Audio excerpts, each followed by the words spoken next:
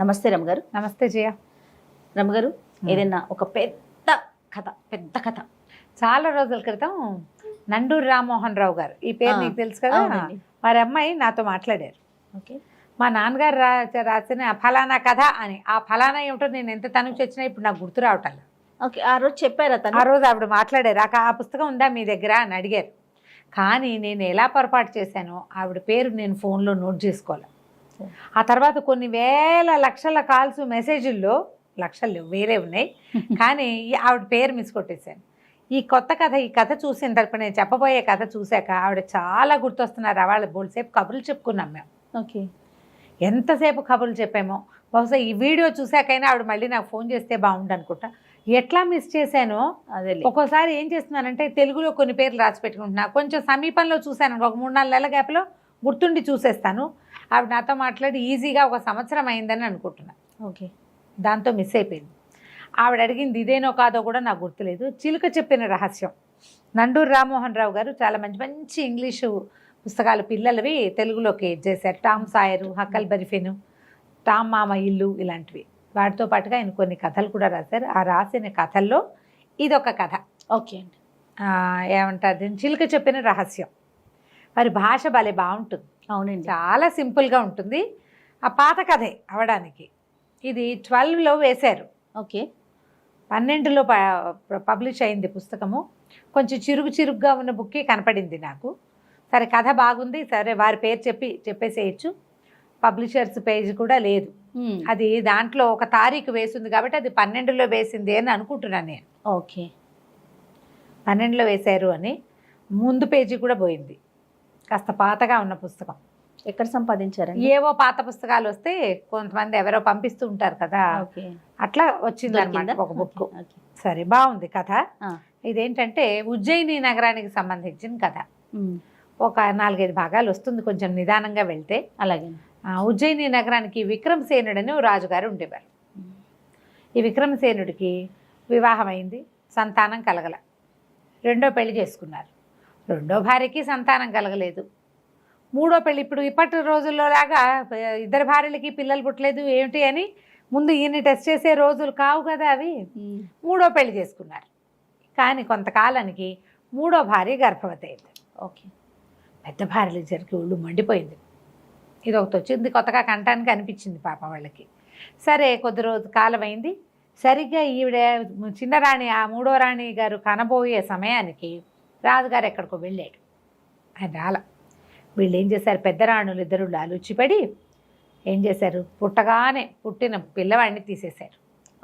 ఒక చచ్చిపోయిన కుక్క పిల్లని ఆవిడ పక్కలో పడుకోబెట్టారు. కుక్క పిల్లని పడుకోబెట్టి ఈ పిల్లాడిని ఏం చేశారు, ఒక తొట్టెలో పెట్టి ఒక బాక్స్ లాంటి దాంట్లో క్షిప్రా నదిలో వదిలిపెట్టారు.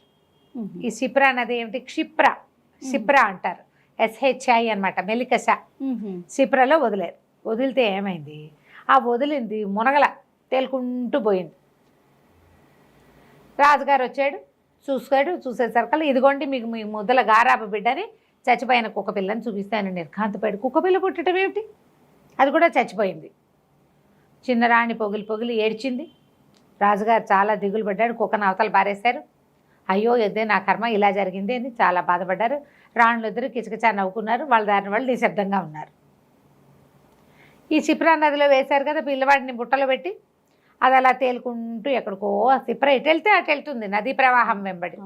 అయితే ఈ ప్రవాహం వెంబడి రాజుగారికి సంబంధించిన పళ్ళ తోటలు అవి ఉన్నాయి.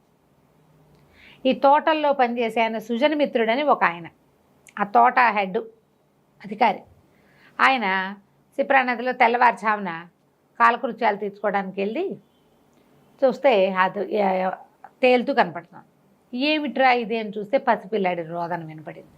ఈయన పరిగెత్తుకుంటూ నదిలోకి దూకి లాక్కొచ్చాడు దగ్గరికి. చూస్తే ముద్దలకు మూట కట్టే పిల్లవాడు ఉన్నాడు. అప్పుడే పుట్టిన పసికందు. ఆయన తెల్లబోయాడు. ఆ బుట్ట యువతలకి లాగా పిల్లాడిని ఎత్తుకొచ్చాడు. వాళ్ళకి చాలా కాలంగా పిల్లలు లేరు.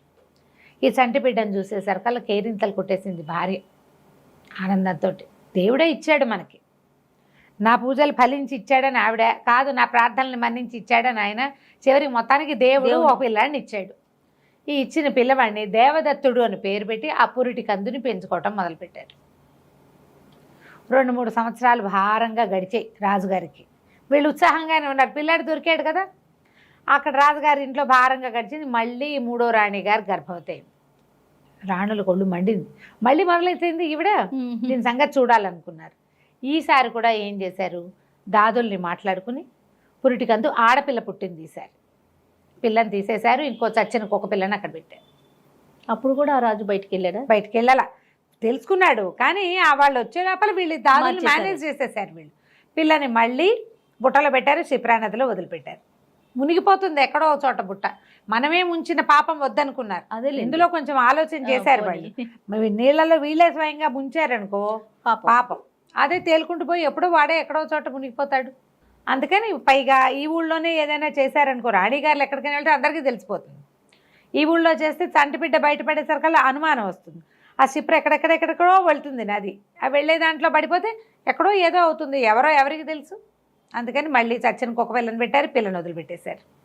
రాజుగారి కుక్క పిల్లని చూసి లబోదీపమన్నాడు, చాలా దుఃఖపడ్డాడు. ఇదేమిటి నా కర్మ ఇలా కాలిందన్నాడు. నీ మొహం చూడకూడదు, నీ వల్ల నాకు చెడ్డ పేరు వచ్చిందని రాణిని, 3వ రాణిని దుఃఖం ఏడ్చి మొత్తుకుంటున్న ఆవిడ్ని తీసుకుపోయి కారాగారంలో ఒక పాతాళ గృహంలో పడేసేసారు. ఇంకా ఆవిడ మొహం చూడలా. 2 పిల్లలు పుట్టినా ఆవిడ ఆ పనే అదే అయిపోయింది. ఈ శిప్రా నదిలో తేలుకుంటూ పోయింది, మళ్ళీ సుజనమిత్రుడికే కనపడింది. వాళ్ళు ఆశ్చర్యపోయారు. 4 ఏళ్లకోసారి దేవుడు పిల్లని ఇస్తున్నాడు అని అనుకుని చూస్తే ఆడపిల్ల కనపడింది. చంద్రుడి కాంతితో పోలే కాంతి కలిగిన పిల్ల, అందుకని దానికి చంద్రావతి అని పేరు పెట్టుకున్నారు. ఆ దేవదత్తుడిని ఈ చంద్రావతిని పెంచుకోవటం మొదలుపెట్టారు. పిల్లాడు బ్రైట్గా ఉండేవాడు, పిల్ల అందగత్తె. పిల్లాడు చాలా యాక్టివ్గా ఉండేవాడు. ఈయన ఏం చేశాడు, చిన్న అధికారి, వాళ్ళకి పెద్ద పెద్ద సంపాదనలు ఏమి ఉండవు, మామూలు వాళ్ళు అంతే, కష్టపడి పని చేసుకోవాలి. మరి ఈయన ఏం చేశాడు, చుట్టుపక్కల వాళ్ళలో ఈ సైనిక విద్యలు అస్త్ర విద్యలు వచ్చిన ఒక భటుడిని మాట్లాడుకుని పిల్లాడికి కాస్త అన్నీ నేర్పించాడు. కాస్త కత్తి సాము అవి నేర్పించాడు. కాస్త కత్తి తిప్పడం వచ్చు, వాడికి డాలడం పెట్టుకోవడం వచ్చు, కొంత వీర విద్యలు నేర్పాడు. అక్కడి నుంచి పిల్లకేమో ఈ దేవాలయాల దగ్గర దేవదాసీలు వాళ్ళు ఉంటారు కదా, వాళ్ళకి పళ్ళు కాయలు కూరలు సప్లై చేసి పిల్లకి కాస్త చక్కగా సంగీతము వీణ అన్నీ నేర్పించుకున్నారు. అంతే విద్యలు ఏదో చదివిచ్చారు పిల్లల్ని. కాస్త 19-20 సంవత్సరాలు వచ్చేసరికి వీళ్ళు రోజు అనుకునేవాళ్ళు, ఈ పిల్లలు మన పిల్లలు కాదు అని చెప్పాలని ఉండేది వాళ్ళకి. చెప్తే ఏమవుతుందోనండి భయం, పిల్లలు తట్టుకోలేరని. ఈ అమ్మా నాన్నని తప్పిస్తే ఇంకో ప్రపంచం ఎరగరు వాళ్ళు. ఏదో చదువుకోవడానికి వాటికి వెళ్తారు అంతే. చుట్టాలు పక్కాలు ఏదో కొద్దిమంది ఉన్నారు, పెద్ద ప్రపంచం లేదు వాళ్ళకి.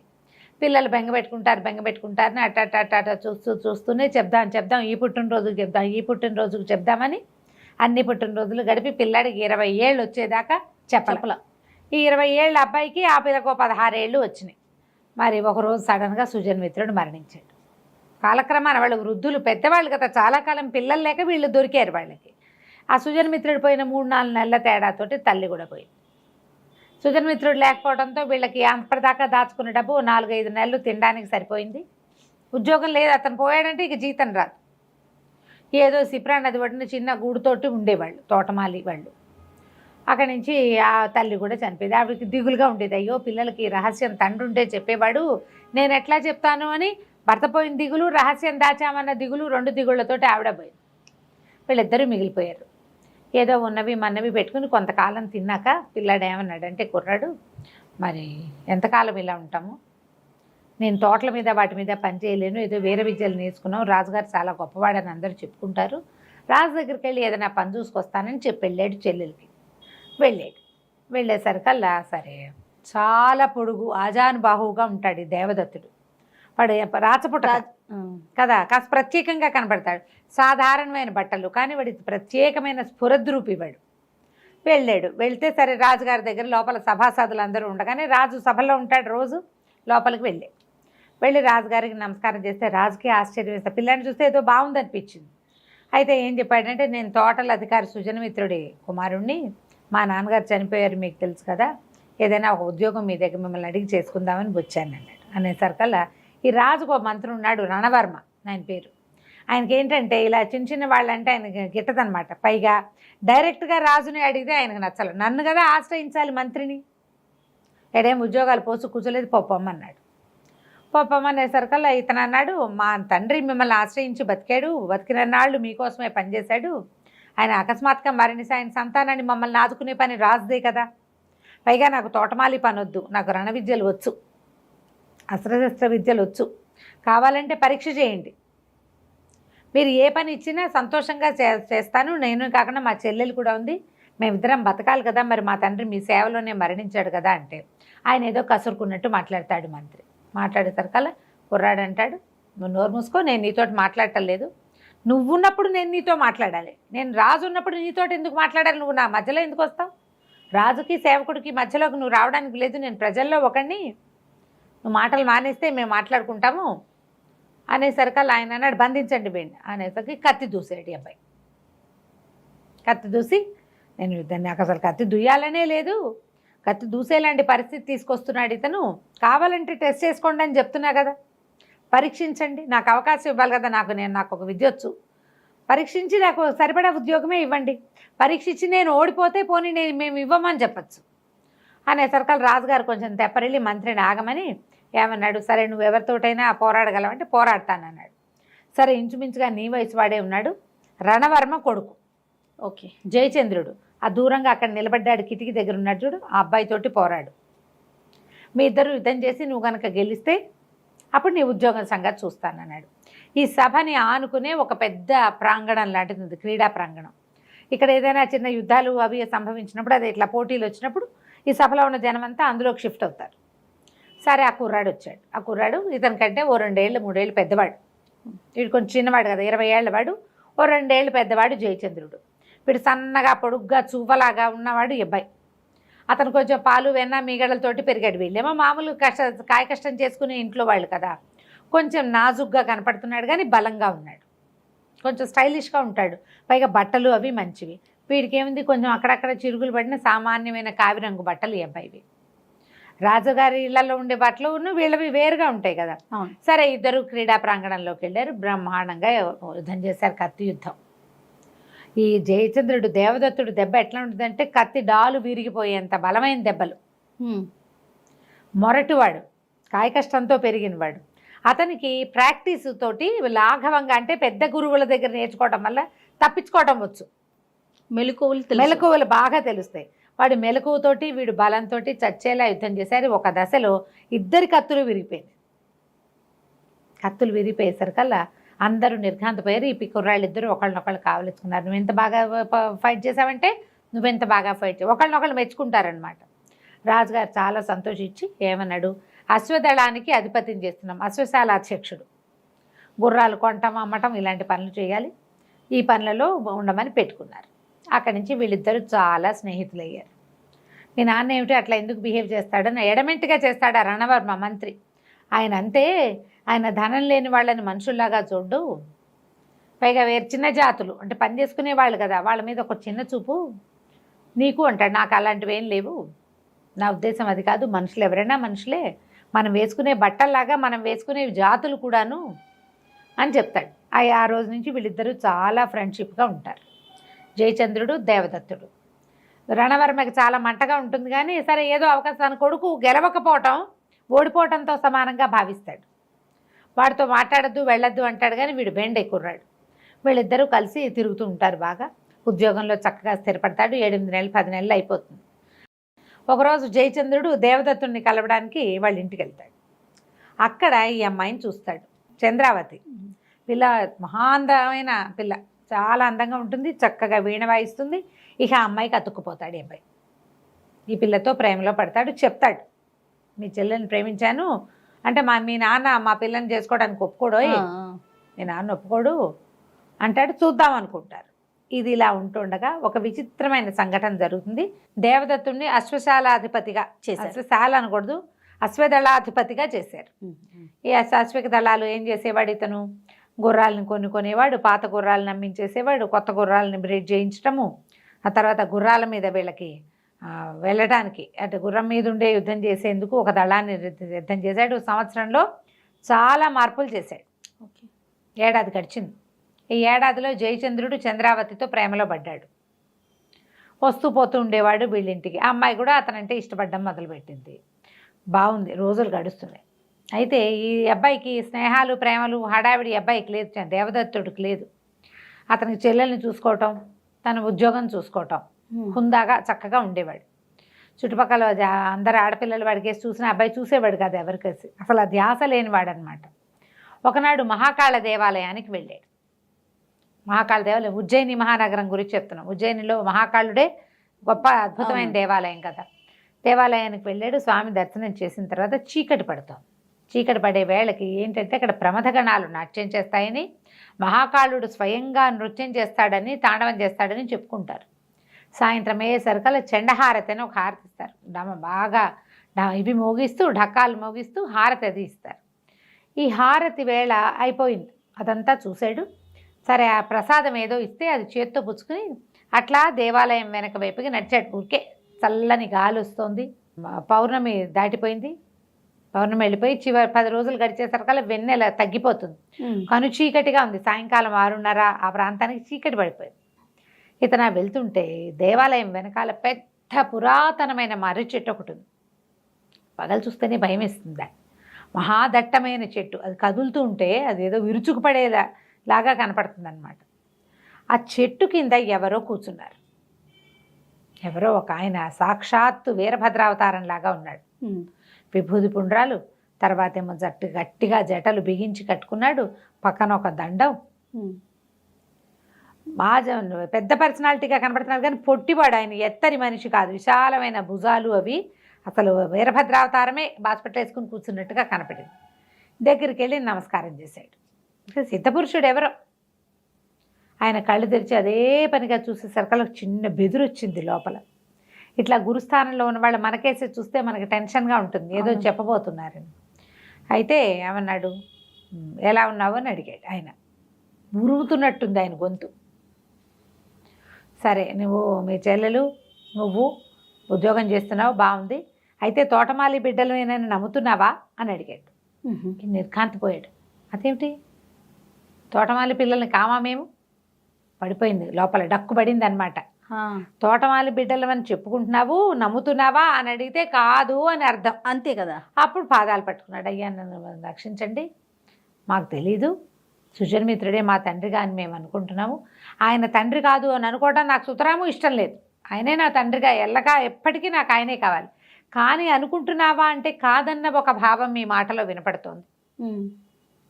ఈ రహస్యమా, అది మాకు ఎట్లా తెలుస్తుంది, మేము ఎట్లా తెలుసుకోగలుగుతాం అంటే చాలా సాహసకృత్యాలు చేయాలన్నాడు అన్నాడు ఆయన. అనేసరికల్లా ఇతనికి కుర్రాడికి ఏంటంటే అట్లా ఏవో చేయాలని ఊహ.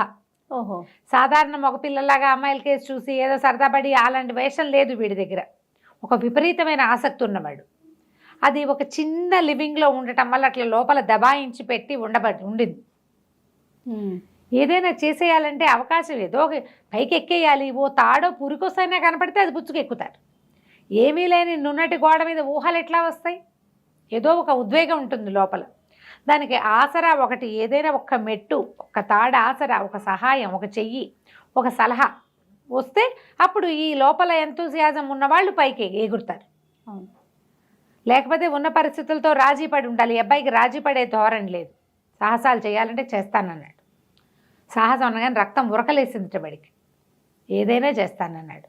అయితే ఈయన ఏమన్నాడు, ఇక్కడికి 100 ఆమడల దూరంలో సింహగిరి అని ఒక కొండ ఉంది. చాలా పెద్ద కొండ, కానీ దాని గోడలు అద్దంలా నున్నగా ఉంటాయి. పైకి ఎక్కలేరు ఎవరు. కొండ ఎట్లా ఉంటుంది, అద్దంలా ఉంటుంది, ఎగిరి దిగిరిగా ఉంటుంది, ఈజీగా ఎక్కుతారు. అవును, ఏదో కొండలో కొంత ప్రాంతం ఎక్కలేని తనంగా ఉంటుంది, నూనెపెక్కిపోయి. మొత్తం కొండంతా అద్దంలా ఉంటుంది అంటున్నాడు ఈయన. మానవ మాత్రులు ఎక్కలేరు. ఆ కొండ కొసన ఒక పెద్ద కోట.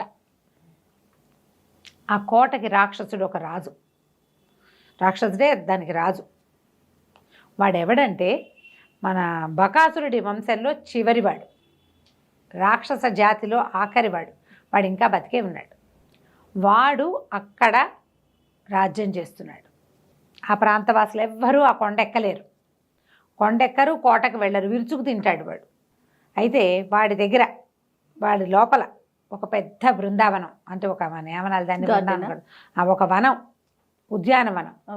ఆ ఉద్యానవనంలో ఒక మహాద్భుతమైన ఫలవృక్షం, దానికి బంగారు పంజరంలో వేళ్లాడుతున్న ఒక మాట్లాడే చిలక. ఆ చిలకకి నీ రహస్యం తెలుసు, దానికి భూత భవిష్యత్ వర్తమానాలన్నీ తెలుసు, నీ సంగతి దానికి తెలుసు, అది చెప్తుంది. ఈయనకి తెలీదు, ఆయనకి తెలుసు కానీ చెప్పల, అక్కడికి వెళ్ళాలి. ఆ, సరే, ఇప్పుడు ఆ కొండ ఆ రాక్షసుడు వీళ్ళని ఎట్లా సాధించడం? ఉపాయం ఉందన్నాడు ఆయన. ఉపాయం ఉంది, నేను చెప్తానన్నాడు. వీడికి ఒక ఉద్వేగం, చూస్తే చుట్టుపక్కల ఎవ్వరు లేరు, చీకటి పడిపోయింది. ఆ హారతి అయ్యాక జనం అంతా వెళ్ళిపోతారు. ఈయన ప్రసాదం తింటూ చెట్టు వెనకాలకు వచ్చాడు ఇతను. సరే చెప్పమన్నాడు. చెప్పంటే, విక్రమాదిత్యుడు ఈ రాజ్యానికి ప్రభు, ఒకప్పుడు ఉజ్జయిని మహాసామ్రాజ్యాన్ని పరిపాలించిన వాడు. ఆయనకి కాళికాదేవి వరప్రసాదంగా ఒక కత్తి లభించింది, చంద్రహాసం. దాని పేరు కాలకీల. మహాద్భుతమైన కత్తి. ఆ కత్తి ఎవడి చేతిలో ఉంటే వాడే రాజు, వాడే కింగు, వాడు జయించేయగలడు. ఆ ఖడ్గాన్ని దాచిపెట్టారు. అది ఎక్కడుంది? మహాకాళ మందిరంలో ఉన్న నందీశ్వరుడి కింద ఉంది. ఆ నందీశ్వరుడిని గనక కదిపితే ఆయన కింద ఆ కత్తి దొరుకుతుంది. ఓకే. నువ్వు గనక ఆ కత్తి తీసుకొస్తే, ఆ కత్తి తీసుకుని రావడానికి కూడా మార్గం ఉంది, నా దగ్గరికి తెస్తే. ఆ కత్తికి మహిమాన్వితమైంది, అది చాలా శక్తులు ఉన్నాయి. నేను ఒక ప్రత్యేకంగా ఆ కత్తిని సిద్ధం చేస్తా. ఆ కత్తితోటే ఆ రాక్షసుడు చచ్చిపోతాడు. వాడి చావు ఈ కత్తితోటి ఉంది. అందుకే వాడు చావల. విక్రమాదిత్యుడు వెళ్ళిపోయాడు, కానీ విక్రమార్కుడు వెళ్ళిపోయాడు, వీడు ఉండిపోయాడు, ఈ రాక్షసుడు. అనేసరికల్లా తెల్లబోయాడు. మహాకాళ మందిరంలో నంది, ఎంత పెద్ద నంది, ఆయన కింద ఉంటామేమిటి? పైగా మహాకాళ మందిరం నుంచి కత్తి పుచ్చుకుని తీసుకెళ్తారంటే ఒప్పుకుంటారు, ఎట్లాగండి అన్నాడు. దానికి ఇంకో మార్గం ఉంది, అది కూడా చెప్తానన్నాడు. రాత్రి నువ్వు మహాకాళ మందిరంలోకి వెళ్ళిపో. మహాకాళుడు చాలా పెద్ద లింగం, ఆయన వెనకాల దాక్కుంటే అందరు వెళ్ళిపోయి తాళాలు వేసేస్తారు. నువ్వు బయటకు వచ్చి నందీశ్వరుని కదుపు. ఈ నందీశ్వరుడు కదలడు, చాలా పెద్దవాడు నందీశ్వరుడు. అందుకని ఒక ప్రత్యేక భస్మం, ఇదిగో అని ఒక భస్మం ఇచ్చాడు పొట్లం. ఇదేంటంటే మా గురువుగారు కైలాసం నుంచి తెచ్చారు. శివపార్వతులు ఇద్దరు, పరమేశ్వరుడు పార్వతీదేవిని ఆలింగనం చేసుకున్నాడు ఒక దీంట్లో తాండవ సమయంలో. అప్పుడు వారి ఒంటి నుంచి రాలిపడిన బూడిద ఇది. భస్మం రాలిపడింది. మా గురువుగారు సేకరించి తెచ్చిచ్చారు. ఇది మహాద్భుతమైంది, మహామహిమాన్వితమైంది. దాని పవర్ అదే. శివపార్వతులు ఇద్దరు కౌగులించుకున్నప్పుడు రాలిపడిన బూడిద భస్మం అంటే అమ్మో, ఇంకా కైలాసం నుంచి గురువుగారు తెచ్చారు. ఇదిగో పొట్లం పెట్టుకో, ఈ భస్మాన్ని ఆ నందీశ్వరుడి మీద జల్లు. నంది తేలికైపోతాడు, తీయొచ్చు, బలంగా తోస్తే జరపచ్చు. కింద కత్తి కనపడుతుంది నీకు. బాగుంది. కత్తిని స్వాధీనపరచుకో. ఆ తర్వాత ఆ గోతులోంచి పక్కకే ఒక లోపలికి మెట్లు ఉంటాయి, అది అలా దిగిరా. మెట్లు దిగ్గా నువ్వు మళ్ళీ మెట్లు ఎక్కుతావు. ఎక్కిరా. ఎక్కితే బాగా ముందుకు వచ్చాక ఒక నీకు ఇనప గడియ కనపడుతుంది, ఇనప తలుపు. ఆ గడి అది నీ వైపే ఉంటుంది. ఆ గడి ఉన్న ద్వారం ఎక్కడికి వెళ్తుంది అంటే శ్మశానానికి దగ్గరలో ఉన్నటువంటి పాడుపడిన కాళికాలయంలోకి తెరుచుకుంటుంది ఆ సొరంగం. పూర్వం కాళికాలయంలో నుంచి మహాకాళ మందిరానికి విక్రమార్కుడు ఇలాగే తిరిగేవాడు. ఆయనే ఏర్పాటు చేశాడు ఆ సొరంగాన్ని. అందుకని ఆ భూగృహానికి దగ్గరలోనే కత్తిని దాచిపెట్టారు ఆయన వెళ్ళిపోయాక. నువ్వు వచ్చేయి మహాకాళ మందిరం నుంచి ఇక్కడికి మా భద్రకాళి దేవాలయానికి వచ్చేసి ఆ కత్తి నాకు తెచ్చిచ్చేసి ఇస్తే నేనేం చేస్తా, దానికి బోళ్ళంతా అక్కడ హోమం చేస్తూ ఉంటాను, నేను ధ్యానంలో ఉంటాను. నేను లేవకపోయినా సరే నువ్వు నేను నా కళ్ళు తెరిచేదాకా అక్కడ నుంచో, నీకు కత్తికి పవర్ఫుల్గా చేసిస్తా. అది పుచ్చుకెళ్ళి నువ్వు ఆ రాక్షసుని సాధించి చిలక చెప్తుందిగా రహస్యం, అది విందుగా. బాగుంది. గుండెలు గుబగుబలాడిపోతున్నాయి, వీడికి దడదడలాడిపోతుంది, భయం వేసేస్తోంది, ఇంట్రెస్టింగ్గా ఉంది. సరే అక్కడి నుంచి వెళ్ళొస్తానని సిద్ధుడు లేచాడు. ఏనుగు ఒక గున్నలాగా ఉన్నాడు ఆయన. వెళ్తూ ఉంటే కూడా భయం వేసింది ఆయన నడక చూస్తే. ఎవరు? గురువుడు సిద్ధుడు. దాంతో ఆయన కేసే చూస్తూ నుంచున్నాడు. పొట్లం మాత్రం ఇచ్చారు, జేబు పెట్టుకున్నాడు. సరే ఆయన వెళ్ళిపోయాడు. మనం భద్రకాళి మందిరంలో కలుసుకుందాము అని. ఇక కాళ్ళు ఉణికిపోతూ ఈ అబ్బాయి ఇంటి దారి పెట్టాడు. అన్నం తినబుద్ధి కాల, నిద్ర పట్టల, కళ్ళు మూసు పడుకుంటే ఏమిటో అయిపోతోంది లోపల, దడదడలాడిపోతోంది. ఎవరికీ చెప్పకూడదు, ఎవరికి చెప్పొద్దన్నాడు ఆయన. ఎవరికైనా ఎట్లా చెప్తాడు ఇంత రహస్యం? పైగా మేము తోటమాలి పిల్లలం కాదుంటే మేమేదో వేషం ఇస్తున్నాం అనుకుంటారు. అవును. పైగా ఇదేదో విపరీత క్రియ. మహాకాళి మందిరం నుంచి కత్తి దొంగతనం చేస్తూ రావటం అంటే అదేమిటి చిన్న పనే. అందుకని చెప్పదలుచుకోలే, ఊరుకున్నాడు. ఆలోచించాడు. సరే బాగానే ఉందనుకొని మర్నాడు అంతా అన్యమనస్కంగానే ఉన్నాడు. చెల్లెలు అడిగి ఏమిటనే అట్లా ఉన్నావు అని అడిగింది, చెప్పల. జయచంద్రుడు కనపడ్డాడు, అతను అడిగాడు, చెప్పల. అన్యమనస్కంగానే ఆలోచిస్తూనే అశ్వశాలకి అశ్వదళాన్ని పరీక్షించడానికి వెళ్ళాడు. సాయంకాలం మళ్ళీ మహాకాళ మందిరానికి వెళ్ళిపోయాడు. చేసేయాలి అది. మహాకాళ మందిరానికి వెళ్ళిపోయాడు. వెళ్ళాక ఏం చేశాడు, చీకటి పడుతుండగా దేవాలయంలోకి వెళ్ళి ప్రదక్షిణ చేయటానికి వెళ్ళి శివలింగం వెనకాల దాక్కున్నాడు. చీకటి పడిపోయింది. 7 అయ్యేసరికల్లా గుడి మూసేసి అందరు వెళ్ళిపోయారు. నిర్మానుష్యంగా స్వామివారి దగ్గర వెలిగించినటువంటి శివలింగం దగ్గర వెలిగిస్తారుగా దీపారాధనలు. వాకిట్లో పక్కన వీళ్ళు శివపార్షదులకి చేతుల్లో పెట్టినటువంటి కాగడాలు, ఆ వెలుగులో మహోజ్వలంగా కనపడుతోంది మహాకాళ మందిరం. పైగా మామూలుగా ఉంటే శివలింగం చూస్తే మామూలుగా ఉంటుంది, జనం ఎవరు లేకపోతే ఎట్లా ఉంటుంది? అవును. భయంగా తను చేయబోతున్నది తప్పో ఒప్పో తెలియదు. ఏదో బృహత్తర కార్యక్రమం అక్కడెక్కడికో పోవటం వేరు. ముందు ఇక్కడి నుంచి కత్తి తీయద్దు. అక్కడి నుంచి ఏం చేశాడు, శివుడికో నమస్కారం చేసి ఈ నందీశ్వరుణ్ణి తోయబోయాడు. తోసాడు. శక్తి అంతా ఖర్చు పెట్టాక కొంచెం కదిలింది. ఓహో కదులుతోందని తన కత్తి దాని పెడిని దాని సందుకు తోసాడు. చెమటలు పోసేసినాయి. గాలి లేదు మందిరంలో. కాగడాలు బట్టి వెచ్చదనం, ఊపిరాడకుండా ఉంది లోపల. మొత్తానికి ఎట్లా గోట్లా తోసాడు బయటికి. తోసేసరికల్ అడుగుని ఇట్లా చతురస్రాకారంలో ఒక గొయ్యిలాగా కనపడుతోంది. అందులోకి దిగితే కత్తి కనిపించింది. తళుక్కుమంది ఒక్కసారి. అది వెలుతురు తగిలేసరికి కళ్ళకద్దుకున్నాడు. లేపితే బరువు మామూలు కత్తుల్లాగా లేదు, మంచి బరువు. మన ముందు తరాల్లో ఉన్న వాళ్ళు భారీ కాయలు అయి ఉంటారని చెప్పుకుంటాం. అవును. విక్రమాదిత్యుడు ఎంత మనిషో ఆయన కత్తి ఎంత కత్తో. అది కాళికాదేవి వరప్రసాదం. ఆ కత్తిని తీసి గట్టెక్కాడు పైకి. నందీశ్వరుడి పక్కన నిలబడి కత్తిని బాగా అటు ఇటు కదిపి మెల్లిగా అలవాటైంది. ఆ కత్తిని హ్యాండిల్ చేయగలగాలి కదా, హ్యాండిల్ చేశాడు. సరే కుదిరింది. కళ్ళకద్దుకున్నాడు. అదేమి ఇంతకాలమైంది, ఆయన ఎప్పుడో పరమపదించాడు. తుప్పు గిప్పు పట్టల, బ్రహ్మాండమైన బొర, నవరత్నాలు పొదుగున్నాయి దాని మీద. ఆ కత్తి కూడా ఎలా ఉందంటే అది లోహపు ముక్కతో చేసినట్టుగా ఉంది, పంచలోహాల్లాగా కనపడుతుంది. ఉల్కాశకలం అయి ఉంటుందంటారు ఆయనకి ఇచ్చింది. దాని రంగు దాని ఆ తూకము వేరేగా ఉందన్నమాట.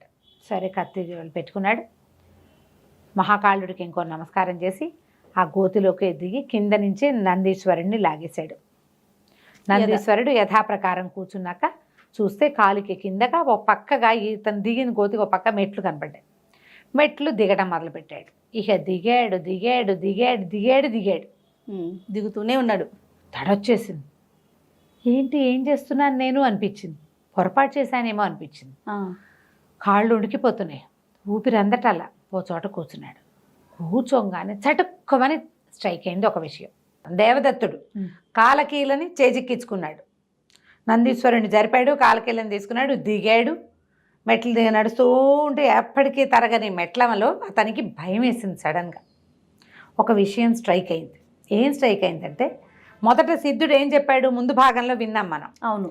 అతను ఒక భస్మం ఇచ్చి శివపార్వతులిద్దరూ ఆలింగనం చేసుకున్నప్పుడు రాలిపడిన భస్మం మా గురువు గారు తెచ్చారు, ఆ భస్మం చల్లితేనే నందీశ్వరుడు కదులుతాడు అని చెప్పాడు. అవును. కానీ ఇక్కడ భస్మం చల్లలా, ఇతను మర్చిపోయాడు ఆదుర్దాలు. ఇది ప్రాణాంతకమైన పని, భగవత్ సంబంధమైన వ్యవహారం. అవును. శివాలయంలో దాక్కోవటం రాజద్రోహం, దైవద్రోహం కూడాను. తప్పు కదా ఇదంతా. దొంగతనంగా గుళ్ళో ఉండటం.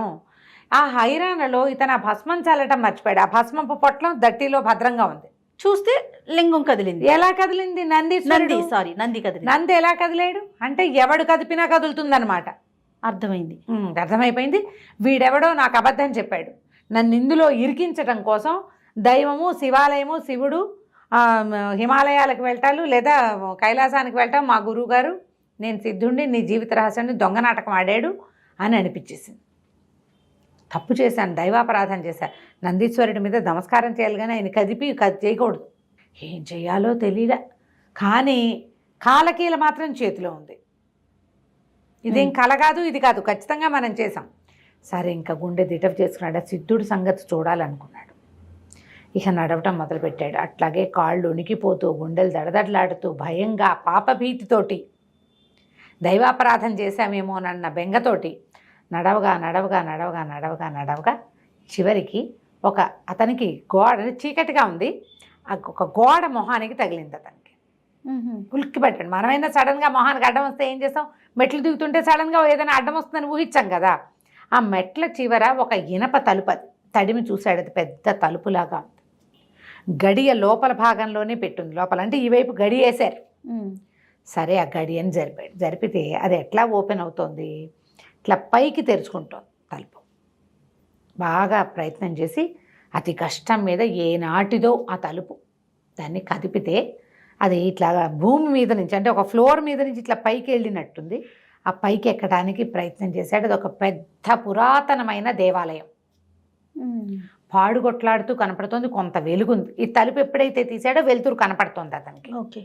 అంతా ఒక రకంగా ఈ మెట్లంతా కూడా గబ్బిలాల వాసన అది ఉన్నాయి. మధ్యలో మానవ కపాలాలు కూడా తగిలినాయి ఇతనికి చేతులకి.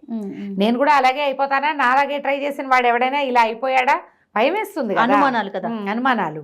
అక్కడి నుంచి చూస్తే వెలుగు వచ్చాక అతనికి చుట్టూతో అంతా పరిశీలిస్తే ఏదో ఒక సమున్నతమైన విగ్రహం దాని వెనకాల తను ఉన్నట్టుగా తెలుస్తుంది.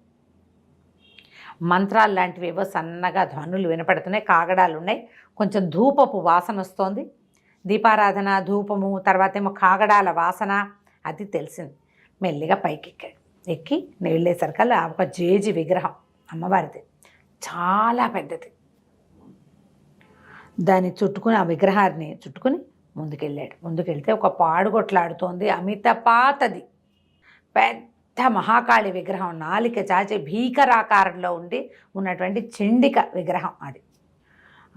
చుట్టూతా ఉన్న వాతావరణం అంతా కూడా పాతగా, అశుభ్రంగా, రోజువారీ పూజా విధానాలు జరుగుతున్నట్టుగా లేదు. కానీ ఆ చండికా విగ్రహానికి ముందు చక్కగా ముగ్గు గీకు వేసి ఒక హోమకొండాల లాంటిది పెట్టింది. మన సిద్ధుడు పొట్టిగా గున్న ఏనుగులాగా ఉన్నాయని కూర్చుని జపం చేసుకుంటున్నాడు, ఏదో చేస్తున్నాడు. అతని నోట్లోంచే సన్నటి మంత్రాలు వినపడుతున్నాయి.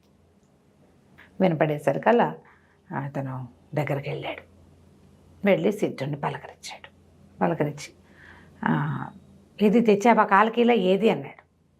ఆనంగానే, నాయన వచ్చావా, క్షేమంగా రాగలిగేవా, భయమే లేదు కదా, నందీశ్వరుని మళ్ళీ జరిపావా, లాంటి ఏ వాక్యాలు లేవు అక్కడ. వాడు కాలకీల కోసమే చూస్తున్నాడు. తను తేలేడు, తనే తెచ్చుకోవచ్చుగా. ఇప్పుడు ఆ నందీశ్వరుని జరిపి వీడే ఎందుకు తెచ్చుకోలేదు? అప్పుడు స్ట్రైక్ అయింది అబ్బాయికి. వీడు కానీ ఆ కత్తి నాతో తెప్పించి దాంతోటే నన్ను ఏమైనా చంపేసే ప్లాన్ వేసాడా, బలివ్వబోతున్నాడేమో అనిపించింది. ఎందుకంటే ఈ కనపడుతున్న విగ్రహము ఆవిడ ఇట్లా ఉన్నది కాదు, ఇలా ఉంది, భయంకరంగా రక్తం కోరుతున్నట్టుగా కనపడుతోంది అమ్మవారు. తల్లి స్వరూపం ఇలాంటి స్వరూపం ఎందుకు ఉంటుందో, ఆ స్వరూపానికి ఇలాంటి వాళ్ళకి ఎట్లా ఇదవుతుందా అని అనిపించింది. అడిగేసరిగా కత్తి సంగతి సరే, ఇవ్వు కత్తి ఇచ్చేసేయి నాకు అనేసరికి నేను చచ్చినా ఇవ్వను అన్నాడు. పిడుగులాగా వినిపించింది అనమాట శబ్దం. నేను ఇవ్వను నీకు కత్తి అంటే నిర్ఘాంతపోయాడు సిద్ధుడు. అక్కడి నుంచి దండను పుచ్చుకొని కలబడ్డాడు వీడి మీద, దేవదత్తుడి మీద. ఇద్దరు హోరాహోరీ యుద్ధం చేశారు. కత్తి ఇచ్చేసేయమంటాడు.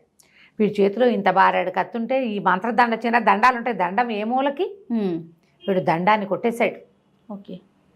ఆయన అట్లాగే అది ఎట్లా ఉన్నాడంటే, కుర్రాడు వీడేమో 22 ఏళ్ళ వాడు, కొంచెం యుద్ధ విద్యలు వచ్చినవాడే, కొంచెం కాదు బాగా వచ్చినప్పటికీ ఆ సిద్ధుడు 200-300 సంవత్సరాల వయసు ఉన్నవాడు, పైగా ఎంతో కాలం మంత్రసిద్ధి ఉన్నవాడు. వాడి బలమే వేరు.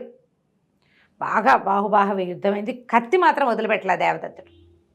చివరికి ఏం చేశాడు, ఆ కత్తితోటి వీడు పొట్టలో పొడిచేశాడు సిద్ధుడు.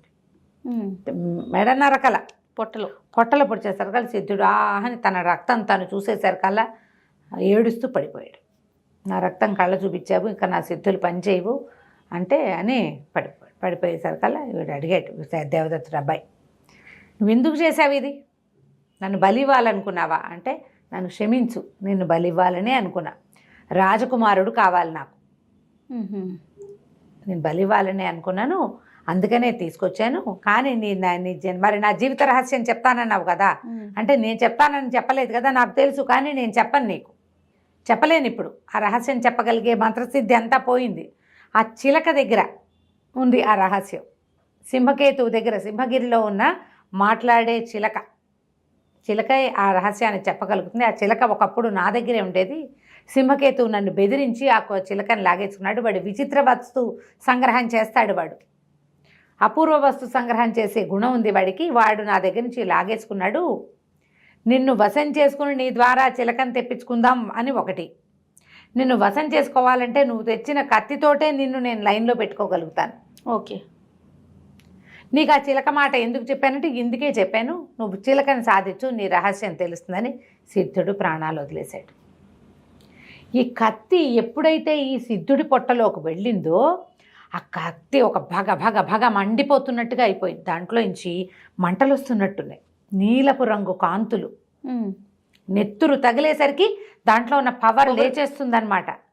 అది పట్టుకుంటే ఆ వేడి తన చేతికి తెలుస్తుంది. ఆ కత్తిలోంచి మండుతోంది, అది కాలుతున్నట్టుగా కనపడుతోంది.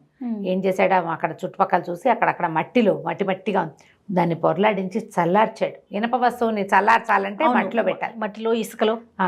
మట్టిలో పెట్టి పొరలాడించి తర్వాత ఏం చేశాడు, తన దట్టి పెట్టి శుభ్రంగా తుడుచుకొని వరలో పెట్టుకున్నాడు. ఆ మహాకాళికో దండం పెట్టి అక్కడ ఉన్న చండికా విగ్రహానికి బయటకు వచ్చేసాడు. ఇంటికి నడుచుకుంటూ వెళ్ళిపోయాడు. ఇతనికి సింహకేతువు, సింహగిరి అడ్రస్ అంతా తెలుసు, ఈ సిద్ధుడు చెప్పాడు. ఓహో, ఇక వెళ్తే నిద్ర లేదు, నిద్ర పట్టదు, ఏం చెయ్యాలో తెలీదు. అక్కడెక్కడికో వెళ్ళి తన జీవిత రహస్యం తెలుసుకోవాలనే ఉంది. అన్యమనస్కంగా ఉన్నాడు. వాళ్ళ చెల్లెలు ఏమిటనయా అట్లా ఉన్నావు, రాత్రి నిద్ర పట్టలేదా, ఏమైనా ఆలోచిస్తున్నావా, అదే ఇదా అని అడిగింది. ఏమీ లేదు అన్నాడు. మరి మర్నాడు జయచంద్రుడు ఉన్నాడుగా, ఇతని ఫ్రెండ్. అవును, ఆ జయచంద్రుడిని అడిగాడు, ఏమిటో ఎలా ఉన్నావు, ఏదైనా అమ్మాయి వల్ల పడ్డావా, ఎవరినైనా చూసావా, రాజకుమార్తెలను ఎవరైనా చూసి వాళ్ళ ప్రేమలో పడ్డావా, అతను వాడికి ప్రేమలో పడేకోవాలా అడుగుతుంటే ప్రేమ గీమా నాకు అలాంటివి అవేమీ లేవన్నాడు. కానీ ఇతను ఏదో డల్గా ఉన్నాడు అని వాళ్ళకి తెలిసింది, చెల్లెలకి తెలిసింది, ఫ్రెండ్కి తెలిసింది. 4 రోజులు గడిచాక ఇతను ఏం చేశాడంటే సవివరంగా జయచంద్రుడికి ఉత్తరం రాశాడు. ఇట్లా ఒక సిద్ధుడు చెప్పాడు, మరి నేను ఆ రహస్యం తెలుసుకోవటం కోసం నేను ప్రయాణమై వెళ్ళిపోతున్నాను అని చెప్పాడు. చెల్లెళ్ళకేమో నేను దేశాంతరం ఊరికే అంటే దేశాటనకు వెళ్తున్నాను, ప్రపంచాన్ని తెలుసుకోవడానికి వెళ్తున్నాను, జయచంద్రుడు నీకు సహాయంగా ఉంటాడు, 10 రోజుల్లో తిరిగి వస్తానని చెల్లెలకు రాశాడు. మా చెల్లెల్ని జాగ్రత్తగా చూసుకోమని ఇతనికి ఉత్తరం రాసేసి 2 ఉత్తరాలు ఇద్దరికి చెరో పక్కన అందేలాగా ఏర్పరిచి వెళ్ళిపోయాడు. దేశాటన అతను ఏమనుకున్నాడంటే మనకేమో ప్రపంచం చూసి తెలుసుకోవాలని ఉంది, అవును, ఈ చిలకేదో రహస్యం చెప్తుంది, ఇది చెప్పాడు సిద్ధుడు. 2 తెలిస్తే మన జన్మ రహస్యము తెలుస్తుంది అని చెప్పేసి చక్కటి పంచకళ్యాణి గుర్రం ఉంది, అతను అశ్వశాలకి దానికి అధిపతిగా ఉన్నాడు కదా, అవును, ఆ మంచి గుర్రాన్ని తీసుకుని వెళ్ళిపోయాడు. ఊరంతా హోరెత్తిపోయింది. కుర్రాడు మాయమయ్యాడు. రాజు కూడా ఉత్తరం రాశాడు, నేను దేశాటనకు వెళ్తున్నాను, నాకు చెల్లెల్ని కొంచెం జాగ్రత్తగా చూసుకోండి, దేశాటన పూర్తయ్యాక మళ్ళీ వచ్చి మీ కొలువులో చేస్తాను. రాజుకి రోజు అబ్బాయిని చూస్తున్నాడు, ఆయన కొడుకే పాపం సంతోషంగా ఉండేది. ఇంత చేదోడు వాదోడుగా ఉన్న కుర్రాడు అతను వచ్చాక అశ్వదళం ఎంత ఇంప్రూవ్ అయింది అవన్నీ తలుచుకుని రాజు కొంచెం బాధపడ్డాడు. జయచంద్రుడు దిగులు పడ్డాడు. ఒక బాగా సంతోషించింది ఏమంటే రణవర్మ జయచంద్రుడు తండ్రి, వీడి పీడ విరగడైంది అని ఏమన్నాడంటే, చూసావా నేను చెప్పాను అతను నమ్మదగిన మా కుర్రాడు కాదని, నువ్వు వినలేదు, ఎప్పుడో వాళ్ళ చెల్లెలు కూడా లేచకపోతుంది, అలాగే నువ్వు వాటితో ఫ్రెండ్షిప్ మానేసి అని కేకలేశాడు తండ్రి. కేకలేశాడు కానీ జయచంద్రుడికి వాళ్ళ నాన్న చెప్పిన మాటలు నచ్చలేదు. చాలా దిగులుగా ఉన్నాడు. పోయి అమ్మాయి చెల్లెల్ని చూసి వచ్చాడు. అతని చెల్లెల్ని వెళ్ళొద్దన్నాడు కానీ వాళ్ళ నాన్న వెళ్ళేవాడు. రాజుగారు ఏం చేశాడు, ఆ అమ్మాయికి కావాల్సినవన్నీ సంభారాలని వాళ్ళే రాజధాని మన అంతఃపురం నుంచి చూసేలాగా ఏర్పరచుకుని పెట్టుకున్నారు. ఈ బయలుదేరిన మనవాడు దేవదత్తుడు ఏం చేశాడో ఎలా చేశాడో బోలెడంత కథ ఉంది. ముందు బయలుదేరి అలా దాటుకుంటూ వెళ్ళాడు. ఒక్కొక్క ఊరు దాటుతూ వెళ్ళి చాలా పెద్ద ఎడార్లని దాటి విపరీతమైన ఎండగా ఉన్న ప్రాంతంలో ఎడార్లను దాటి ఒక నదీ పరివాహక ప్రాంతానికి చేరాడు. చేరితే అక్కడున్న పల్లెపట్టులో కనపడినటువంటి ఒక కుర్రాడు ఏం చెప్పాడంటే, మేఖల ఆ నది పేరు. ఆ నది ఒక ఊరిని చుట్టుకుని ఉంది, మేఖలావతి అంటారు ఆ ఊరిని. ఆ మేఖలావతి అని ఊరు చాలా బాగుంటుందని, ఇక్కడ 2-3 రోజులు విశ్రాంతి తీసుకోవచ్చు అని చెప్పాడు. ఇప్పటిదాకా ఈ అబ్బాయి రాత్రిళ్ళు పడుకోవడం తప్ప ఏ పట్టణంలోనూ విశ్రాంతి తీసుకోవాలి. అవును. సరే, ఇప్పుడు కథలో కనపడదు, బయలుదేరి వెళ్ళిపోయాడు.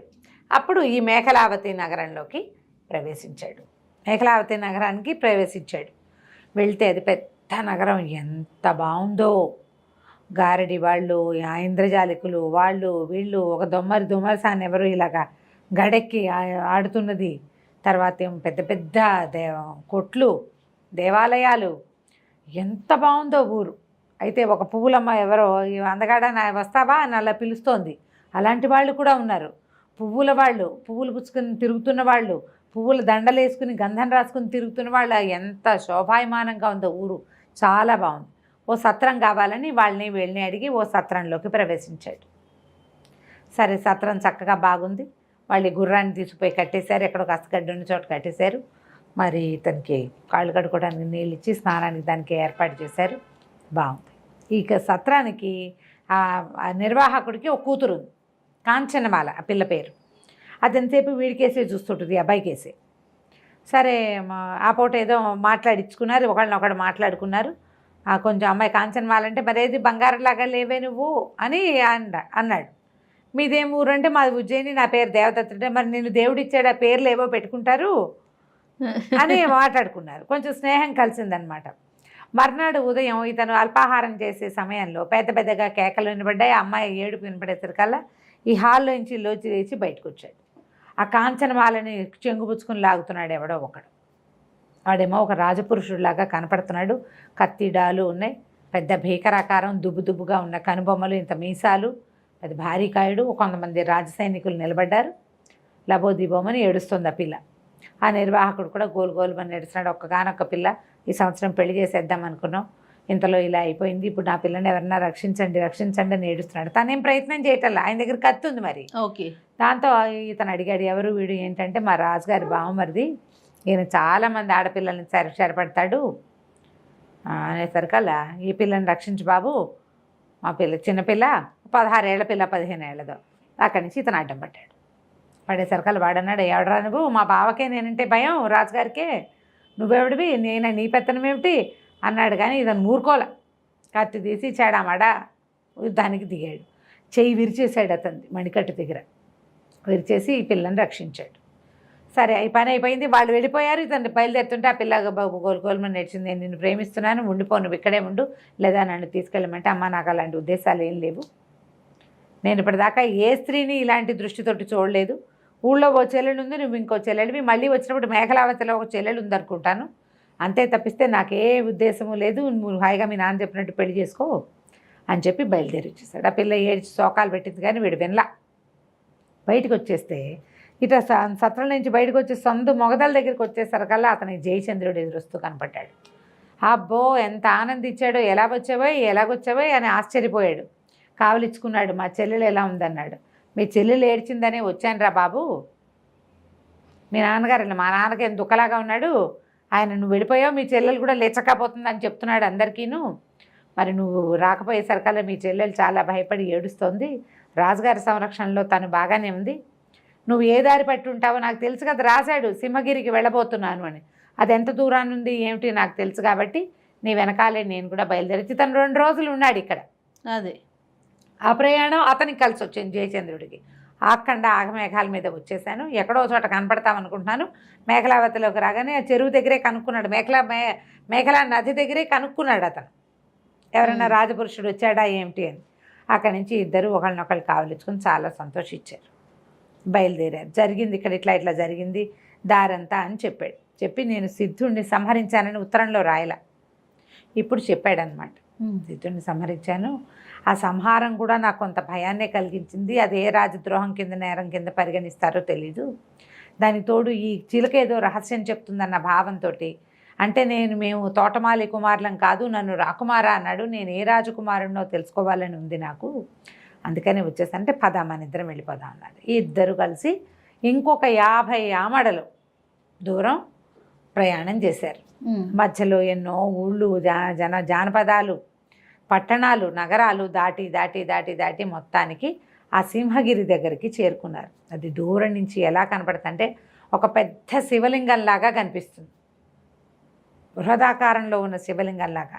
ఆ కొండ పెద్ద కొండకి అటు ఇటు 3 క్రోసుల దూరం పాటు అన్ని తోటలు అడవులుగా ఉన్నాయి.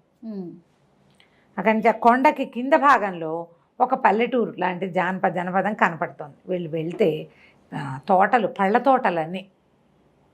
అక్కడి నుంచి పొలం పని చేసేవాళ్ళు ఎంతమంది ఉన్నారో మనుషులు. తేనె పట్టల్లే ఉంది ఆ ప్రాంతం అంతా.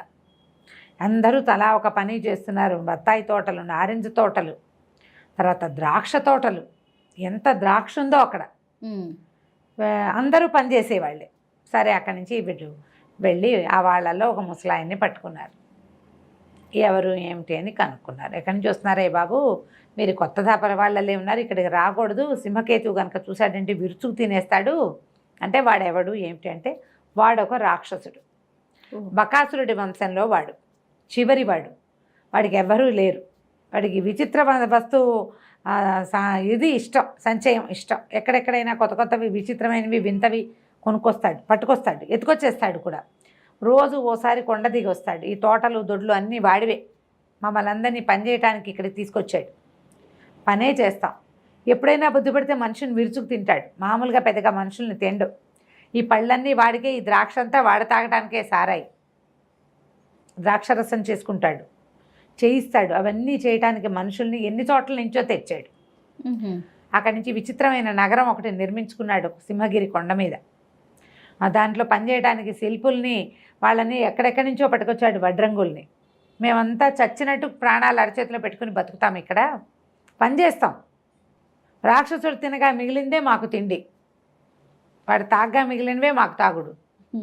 పని చేయవలసిందే. మా ఊళ్ళలో నుంచే బలశాలందరినీ పట్టుకెళ్ళి అక్కడ పని చేయించుకుంటాడు. అందరినీ అదుపులో పెడతాడు.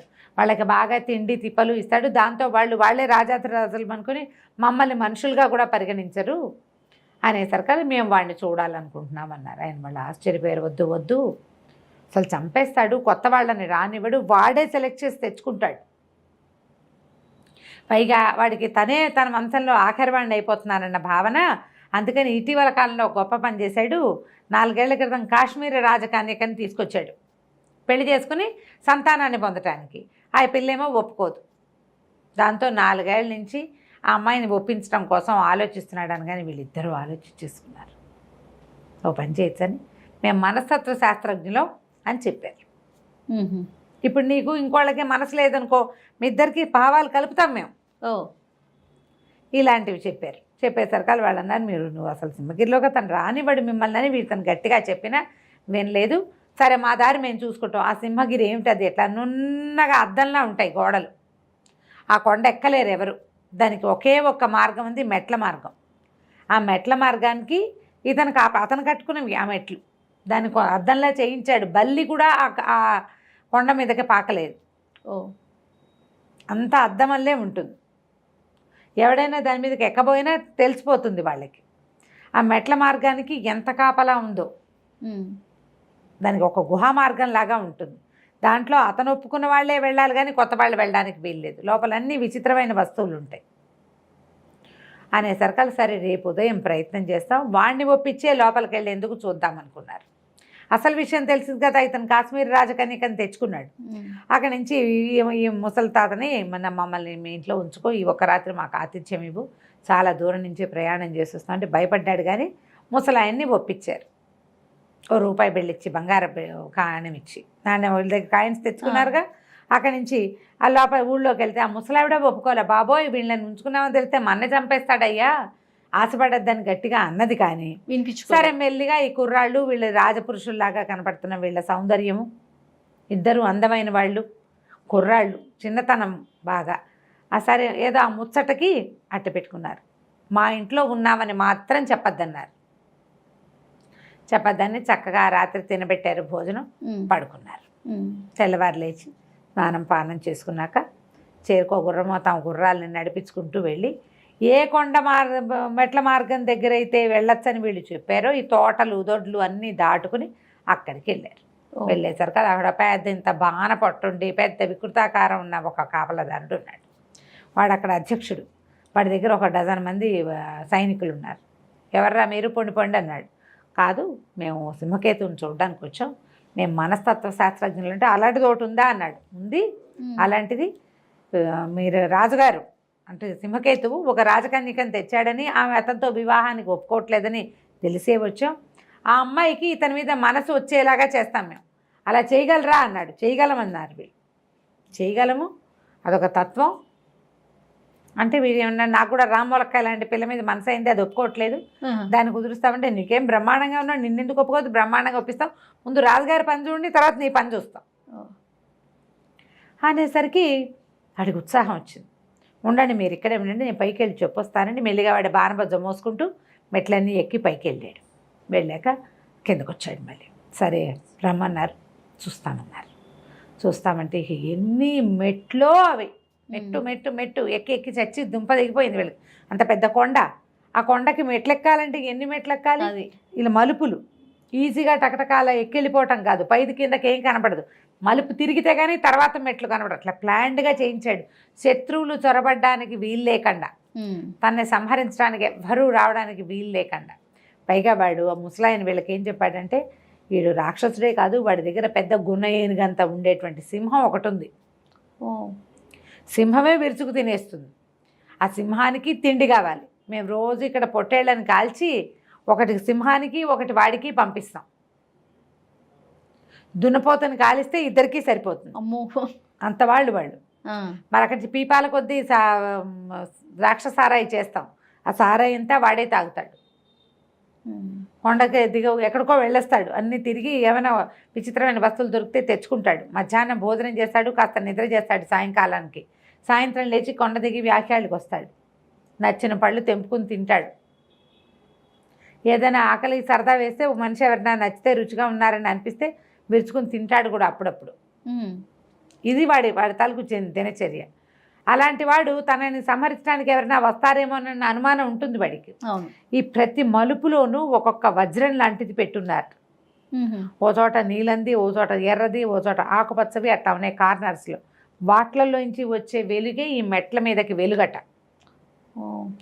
అలాంటివి విచిత్రమైనవి కాంతులు వెదజల్లే రత్నాలు కూడా ఎక్కడెక్కడి నుంచో సంగ్రహించుకుని తీసుకొచ్చాడు.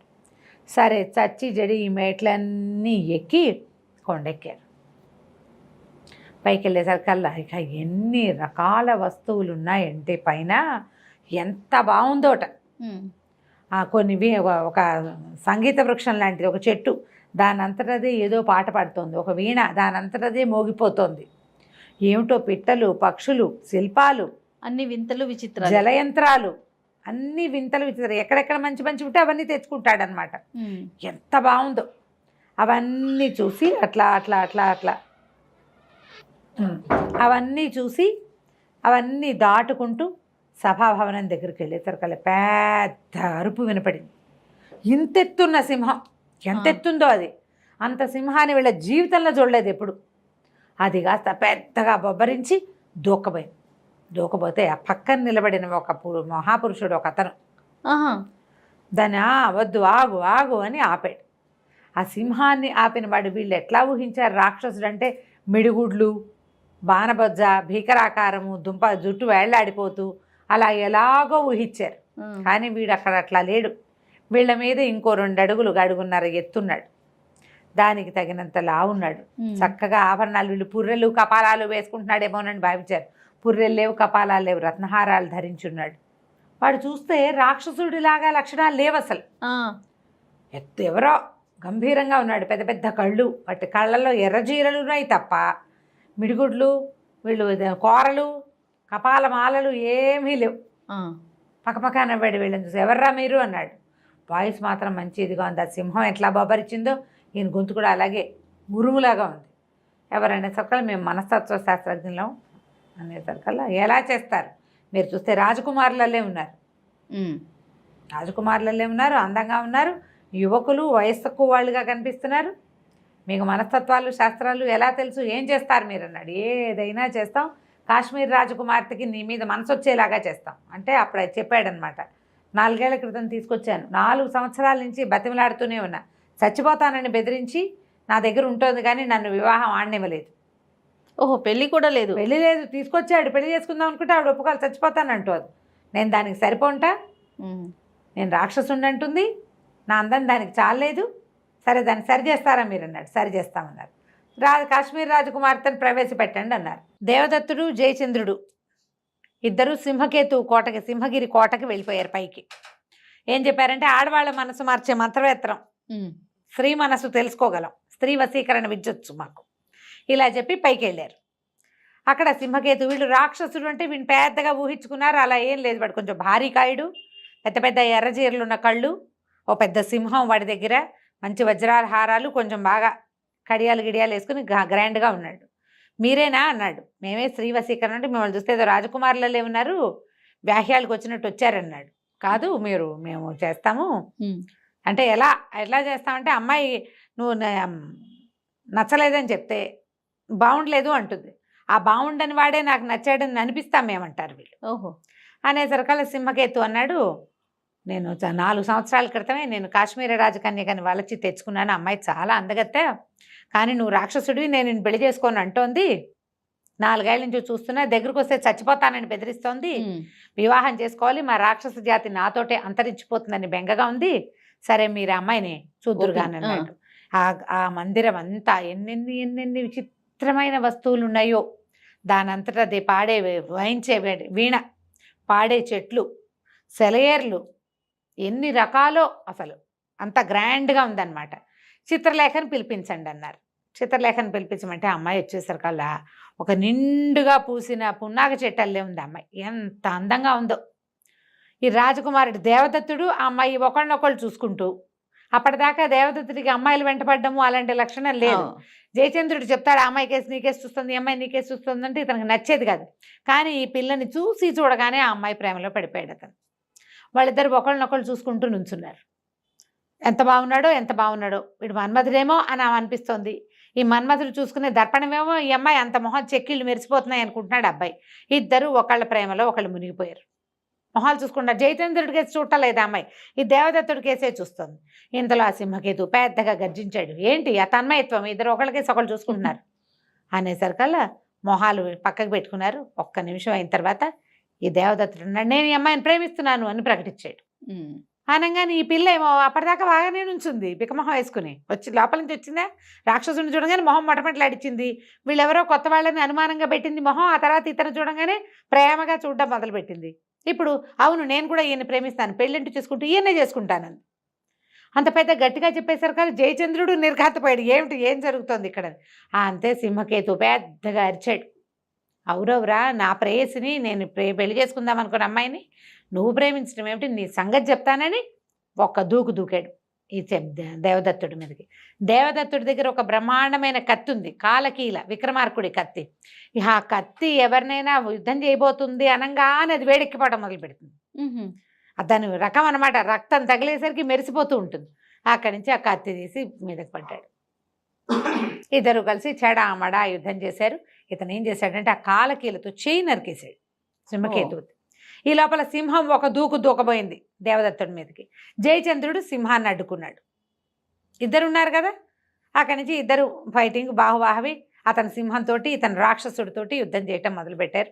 ఎప్పుడైతే ఈ సింహకేతువు చేయి తెగిపోయిందో ఇతను రెండో చేయి కూడా తెగ్గొట్టడానికి ప్రయత్నం చేస్తూ గట్టిగా కేకలు పెట్టాడు, చిత్రలేఖ నువ్వు ఇక్కడ నుంచోవద్దు, పరిగెత్తుకుంటూ పైకెళ్ళు, ఉద్యానవనంలో పంచవన్నెల రామచిలక పంజరంలో ఉంటుంది, బంగారు పంజరం, ఎక్కడుందో పట్టుకురా, మాట్లాడే చిలకని పట్టుకురమంటే ఆ పిల్ల పరిగెత్తింది. అమ్మాయి వెళ్ళిపోయింది. వీళ్ళు చెడామడా యుద్ధం చేస్తున్నారు. ఈ సింహము అతని మీదకు దూకుతుంటే వాడు తప్పించుకుంటున్నాడు అనమాట. సింహాన్ని చంపగలిగేంత జయచంద్రుడికి లేదు. పైగా అవి రాక్షసులు అంటే మామూలు మానవులు చేయగలిగే యుద్ధం కాదు. ఇతని దగ్గరైనా దేవదత్తుడి దగ్గర ఆ కత్తి ఉంది కదా, ఆ కత్తి స్పెషల్ కత్తి అవ్వటం వల్ల అది పనిచేస్తుంది అనమాట. ఇతని కాళ్ళు చేతులు నరికేశాడు. అతను పెద్ద గద తీసుకొచ్చి విసరబడి రెండో చేయి కూడా నరకబడింది. కాళ్ళతోటి పట్టేసుకున్నాడు. వాడు 7.5 అడుగులున్నాడు, వీళ్ళంతా ఇద్దరు 6 అడుగుల వాళ్ళే. కాళ్ళతో పట్టుకుంటే ఆ కత్తి పెట్టి కాళ్ళు కూడా నరికేశాడు. ఇంకా రక్తం తగిలిన కొద్దీ రాక్షస రక్తం, అది అసలు ఎట్లా అంటే పడగ విప్పిన పాములుగా ఆడిపోతుందట కత్తి. బాగా రాస్తారు కత్తి గురించి, అది మెరిసిపోతుంది, దాంట్లోంచి మంటలు వస్తున్నట్టుగా ఉన్నాయన్నమాట. సరే, ఇది 4 కాళ్ళు చేతులు నరికేసి పడిపోగానే ఇతను వెళ్ళి ఆ సింహాన్ని ఎదుర్కొంటున్న జయచంద్రుడి పక్కన నిలబడ్డాడు. ఆల్రెడీ కాళ్ళు చేతులు నరకడం వచ్చేసింది, ప్రాక్టీస్ అయిందిగా. సింహం కాళ్ళు కూడా నరికేశాడు. చివరికి సింహాన్ని సంహరించాడు. పెద్ద మోత. ఎప్పుడైతే ఈ రాక్షసులు పడిపోతున్నాడో ఈ దాసదాసి జనం ఎంతమందో ఉన్నారు కదా అతని దగ్గర, అందరూ పరిగెత్తారు. తను పడిపోతుంటే సహాయానికి కేకలు పెట్టాడు వాళ్ళని రమ్మని. వాళ్ళు ఎందుకు వస్తారు? వాళ్ళంతా మనుషులు కదా, బలవంతంగా ఇక్కడ పనిచేస్తున్నారు.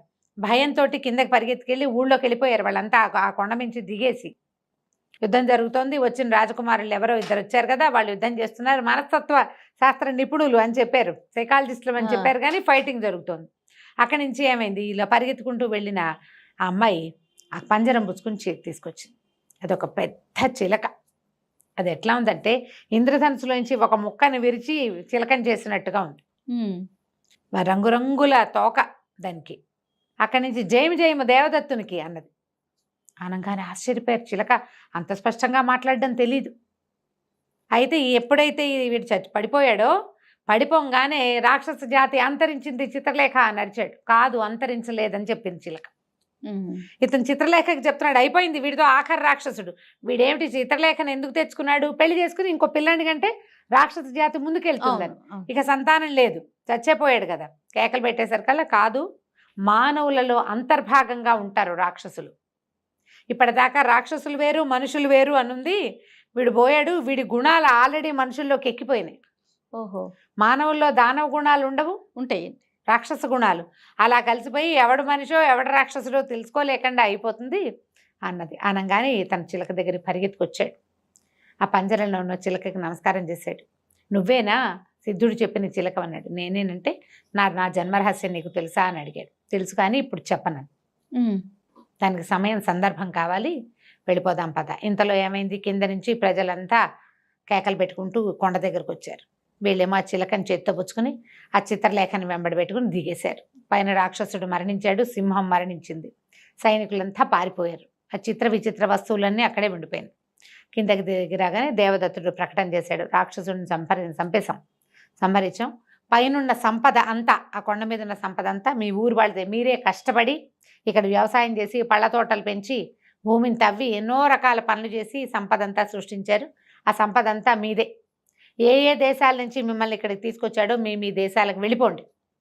ఈ రాత్రి ఉత్సవం చేసుకుందాం ఇతన్ని సంహరించిన సందర్భంగా. రేపొద్దున మాకు 4 గుర్రాలు పుంజు ఒక రథాన్ని సిద్ధం చేయండి, మా దారిని మేము వెళ్ళిపోతాం. ఈ ప్రాంతము, ఈ కొండ, అందులో ఉన్న సంపద పూర్తిగా మీదే, మాకేమీ అక్కర్లేదు. చిత్రలేఖను రక్షించాను, వాళ్ళ అమ్మ వాళ్ళ ఇంటికి పంపించేస్తా. నేను ఒక చిలకని మాత్రం తీసుకెళ్తున్నాను, నేను ఈ చిలక కోసమే ఇంత దూరం వచ్చానని చెప్పాడు. ఆ రాత్రి బ్రహ్మాండంగా పండగ చేసుకున్నారు. మొట్టమొదటి ఒక వృద్ధుడు వీళ్ళకి ఆసరా ఇచ్చాడు కదా, వాళ్ళ ఇంట్లో ఉన్నారు చాలా సంతోషంగా. మర్నాడు పొద్దున 4 గుర్రాలు పూంచిన ఒక రథంలో, రాక్షసుడిదే ఆ రథం, ఆ గుర్రాలు వాడివే, అన్ని ఎక్కేసి దాంట్లో ఎక్కి జయచంద్రుడు సారథ్యం వహిస్తుండగా ఈ దేవదత్తుడు ఆ చిత్రలేఖను పక్కన పెట్టుకుని ఆ బంగారు చిలక ఉందిగా, అది ఉన్న బంగారు పంజరాన్ని తన ఎదురుగుండా పెట్టుకుని తీసుకుపోయాడు. చిలకని 2-3 సార్లు అడిగాడు. ఇప్పుడు నేను నీకు రహస్యం చెప్పనండి. అప్పుడు నువ్వెవరు ఏమిటి అని అడిగితే, వ్యాస మహర్షి నా తాత, సుఖమహర్షి నా తండ్రి. సుఖమహర్షి వల్లనే నేను చిలక రూపంలో జన్మించాను. అప్పుడు ఆయన నాకు చిరంజీవిగా వరం ఇచ్చారు మా తాత. నేను ఎప్పటికీ బతికే ఉంటాను, నాకు మరణం లేదు. అయితే నేను ప్రశాంతంగా స్వేచ్ఛగా తిరిగేదేవాడిని, అన్ని చోట్లకి తిరిగేవాడిని. మా తాత వల్లే నేను సమస్తమైన శాస్త్రాలు అన్నీ తెలుసుకున్నాను. మీరు వచ్చిన ఉజ్జయిని నగరం గురించి కూడా నాకు తెలుసు. కాళిదాసు స్వయంగా ఆయన పద్యాల శ్లోకాలు రాసేటప్పుడు నేను ఎదురుగుండా కూర్చొని విన్నాను. ఎప్పటి నుంచో నేను ఇక్కడే ఉన్నా. యుగాలు మారిపోయినాయి. కృతయుగంలో పద్ధతి ఒక రకంగా ఉండేది, త్రేతాయుగం, ద్వాపరయుగం, ప్రతి చోట కూడా ధర్మం కాళ్ళు తగ్గించుకుంటూ ఆఖరి కాలు మీద ఉంది. నేను చూడనివి కాదు, ఇవన్నీ నాకు తెలుసు అని ఏదో వేదాంతము అవి ఇవి చెప్పింది. వేదాంతం ఎక్కడ, జయచంద్రుడేమో ఆ అమ్మాయి కోసం చూసుకుంటున్నాడు, చంద్రావతి ఇతని చెల్లెల గురించి. వీడేమో పక్కనే కూర్చున్న సౌందర్యవతి మీద దృష్టి ఉంది ఈ దేవదత్తుడికి. ఏం వింటలా, వాళ్ళ గోళ్ళ వాళ్ళు ఉన్నారు. అయితే ఈ చిలక రకరకాల మంచి మంచి కథలు చెప్తూ ఇంటికి తీసుకెళ్ళండి, మీకు అక్కడ రహస్యం చెప్తాను నేను. సరే, తెల్లవారి 2-3 రోజులు గడిచేసరికల్లా, అంటే ఇప్పుడు అంతకుముందు వాళ్ళు ప్రయాణం చేసినప్పుడు నెలలు గడిచినాయి. ఇప్పుడు కొంచెం తక్కువ సమయం పట్టింది, కానీ మొత్తానికి వెళ్ళారు. మధ్యలో మేఖలావతిలో వీళ్ళు ఆగారు కదా, వీళ్ళిద్దరు కలుసుకున్న ప్లేసు. అక్కడికి వెళ్ళి తాము ఏ సత్రంలో మొదట బస చేశాడో అక్కడికే వెళ్ళాడు. అప్పుడు చూసిన అమ్మాయి ఇప్పుడు లేదు, ఆ పిల్ల పెళ్ళైపోయింది. సరే, అక్కడ 2 రోజులు ఆగారు. ఇట్లా ఆగుతూ ఆగుతూ మొత్తానికి కొన్ని రోజులకి ఉజ్జయిని నగరానికి చేరారు. అయితే ఏం చెప్పిందట చిలక, ఈ అమ్మాయికి చిత్రలేఖ అదిగో నీ అత్తవారిల్లు, అంటే సరే వీళ్ళు అత్తవారు ఎవరు అని అడిగాడు అనమాట అబ్బాయి. అక్కడికి వెళ్ళాకే చెప్తానంది. ఎలా అడిగినా చిలక మాత్రం నిజం చెప్పలే. సరే వీళ్ళు తిరిగి వచ్చారని అదని తెలుసుకున్నారు. ప్రజలంతా ఆశ్చర్యపోయారు.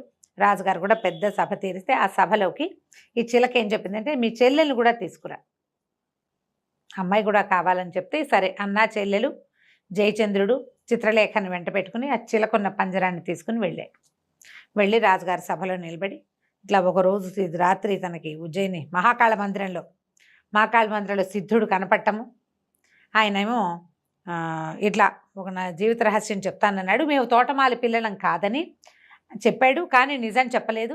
అది సిద్ధుడిదే ఈ చిలక ద్వారా తెలుస్తుందని నిజం చెప్పాడు. అతను చెప్పడం వల్లే నేను ఈ విక్రమార్కుడి కత్తిని తీసుకొచ్చాను. కత్తి చూపించాడు.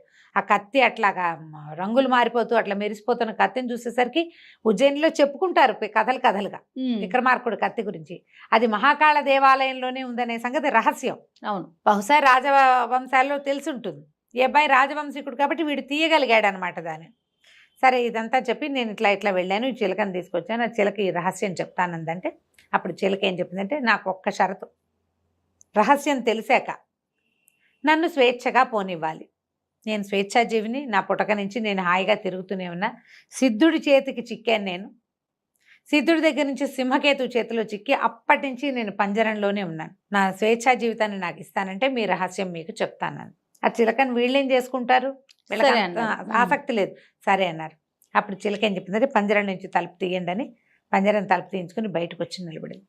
అప్పుడు రాజా నువ్వు ఎంతో కాలంగా నిస్సంతువుగా ఉన్నావు, పిల్లలు లేరు, మీ దేశానికి ఉత్తరాధికారి లేదని బాధపడుతున్నావు. ఉత్తరాధికారి ఉన్నాడు, నీవు దేవదత్తుడే నీ ఉత్తరాధికారి. ఈ పిల్ల చంద్రావతే నీ కూతురు, వీళ్ళిద్దరూ నీ సంతానమే అంటే ప్రజలంతా ఆశ్చర్యపోయారు. ఆశ్చర్యంగానే ఉంటుంది కదా. అయితే రణవర్మ ఉన్నాడు కదా, జయచంద్రుడు తండ్రి మంత్రి, ఆయన అన్నాడు నువ్వు చెప్పేదానికి ఏమిటి ఇది సాక్ష్యం ఏంటి, ఏ బేసిస్ మీద ఇది చెప్తోందో కావాలి కదా. అప్పుడు రాజు కూడా అడిగాడు ఏ సాక్ష్యం ఉంది, ఏమిటి సాక్ష్యం ఉందంటే కావాలంటే నీకు మీ అంతఃపురంలో ఉన్న నీ పెద్ద రాణులు ఇద్దరిని పిలువు, వాళ్లే నీ మూడో రాణికి పుట్టిన సంతానాన్ని తీసుకెళ్లి అందులో పడేశారు, గంగలో క్షిప్రా నదిలో వేశారు. గంగా నది కాదు, క్షిప్రా. ఆ క్షిప్రా నదిలో కొట్టుకొచ్చిన పిల్లల్ని సుజనమిత్రుడు పెంచాడు, తోటమాలీల మీద ఉన్న అధికారి. కానీ అతనికి పిల్లలు ఎవరి పిల్లలో తెలియదు. క్షిప్రలో కొట్టుకొచ్చింది భగవత్ ప్రసాదంగా తీసుకుని దేవుడిచ్చాడని దేవదత్తుడని పేరు పెట్టాడు. కావాలంటే నీ పెద్ద రాణుల్ని పిలువు, ఎంతో కాలంగా ఈ పని చేసినందుకు బాధపడుతూ మానసికంగా ఎంతో హింసను అనుభవిస్తున్నారు, వాళ్ళకి సంతానము కలిగింది లేదు, నీ రాజ్యానికి ఉత్తరాధికారిని లేకుండా చేశామన్న దిగులతోటి వాళ్ళకి అనారోగ్యాలు పాలైపోయారు, పిలవమన్నాడు. వాళ్ళిద్దరూ వచ్చారు, ఏడుస్తూ నిజం ఒప్పుకున్నారు. ఓహో, చిలకంది ఎవరైనా ఇలా నమ్ముతారా రాజా, ముందు వెనక ఆలోచించకుండా కుక్క పిల్లలు పుట్టడం ఏమిటి మనిషికి అన్న చిన్న ఆలోచన లేకుండా వెర్రివాడివయ్యి నువ్వు పిల్లల్ని పోగొట్టుకున్నావు. నీలాంటి వెర్రివాడికి ఇంత ప్రతాపశాలి అయిన కుమారుడు, అంత బుద్ధిమంతురాలైన కూతురు పుట్టడమే ఆశ్చర్యము. వీళ్ళ జాతక రీత్యా ఇట్లా కుటుంబం నుంచి సెపరేట్గా ఉండాలనే కర్మానుభవాన్ని మోసుకొచ్చారు కాబట్టి ఇట్లా జరిగిందని చెప్పాడు. అక్కడి నుంచి వాళ్ళిద్దరు పెదరాణులు ఇద్దరు ఏడుస్తున్నారు. వాళ్ళిద్దరికేమో దేశ బహిష్కారం విధించారు. 18 ఏళ్ల నుంచి జైల్లో మగ్గుతోంది ఆవిడ, పాతాళ గృహంలో బంధించేశారు. ఒక పిల్లలు పుట్టారని ఆవిడని పైకి తీసుకొచ్చారు. ఆవిడ ఇద్దరు పిల్లల్ని చూసి మొత్తాన్ని స్వస్థత పొందింది. ఈ రణవర్మ గారు ఎక్కడో పుట్టిన వాళ్ళు వీళ్ళు అని వీళ్ళని చాలా అవమానం చేశాడు. కానీ ఇప్పుడు క్షమించండి ఒప్పుకొని వాళ్ళ అమ్మాయిని, రాజుగారి అమ్మాయిని మంత్రి గారి అబ్బాయికి ఇచ్చి పెళ్లి చేశారు. ఇతనేమో చిత్రలేఖకి ఏం చెప్పాడంటే నువ్వు పెళ్లి చేసుకుందాం, నాతో ఉండు, మనం ఇక్కడ సెటిల్ అయిపోయాక మీ ఊరు పంపిస్తాను, మీ అమ్మా నాన్న దగ్గరికి వెళ్దాం. వాళ్ళు కూడా పాపం దుఃఖంలో 4 ఏళ్ల నుంచి. అవును, సరే ఇక్కడ ఉండగానే వాళ్ళకి కబురు చేసి మీ అమ్మాయి క్షేమంగా ఉంది, మా అబ్బాయి వెళ్ళి తీసుకొచ్చాడు, ఇక్కడికి రండి పెళ్లి చేద్దామని వీళ్ళే వాళ్ళకి ఉత్తరాలు రాసి కాశ్మీర దేశపు రాజుగారిని రాణిగారిని కూడా పిలిపించారు. 2 వివాహాలు ఏకకాలంలో చేశారు. ఒకేసారి పెళ్లి చేసుకుని ఇతను ఈ రాజ్యానికి, ఉజ్జయిని మహానగరానికి, కాశ్మీర రాజ్యానికి కూడా రాజు అయ్యాడు దేవదత్తుడు. జయచంద్రుడు మంత్రిగా 2 రాజ్యాల్లోనూ తన ప్రతిభ చూపిస్తూ ఎంతో కాలం ముందుకెళ్ళారు. కథ కంచికి మనం ఇంటికి. సూపర్. నమస్తే.